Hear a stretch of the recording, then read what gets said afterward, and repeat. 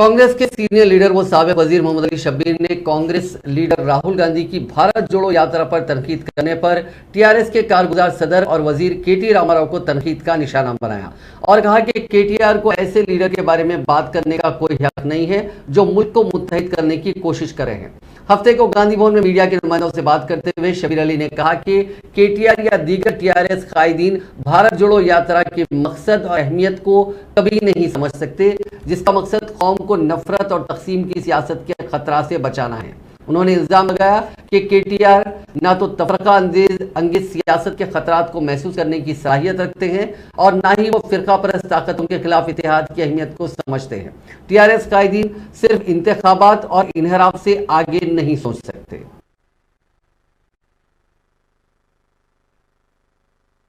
Congress committee के उम्मीदवार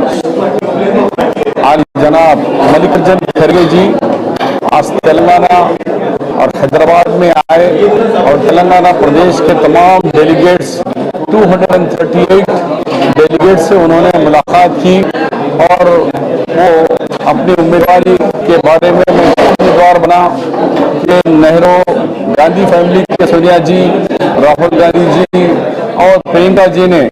जब कहा कि नहीं आप में से कोई लोग कांटेस्ट करो, तो सारे युवा और बुजुर्ग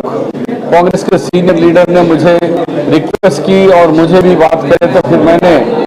leader of the opposition Rajya Sabha छोड़कर मैंने ऑल इंडिया कांग्रेस पार्टी का सदर बनने के लिए मैंने आपके सामने आया हूं। अब ये आज के बाद से मई का वर्ड नहीं होगा, बल्कि हम सब मिलकर चलेंगे। लोग कहते हैं कि भाई संघर्ष करो, हम आपके पीछे हैं, पीछे नहीं है, संघर्ष सब मिलकर करेंगे। और ये जो मौजूदा सरकार है सरकार केंद्र की, वो दोनों मोदी जी और शाह साहब ने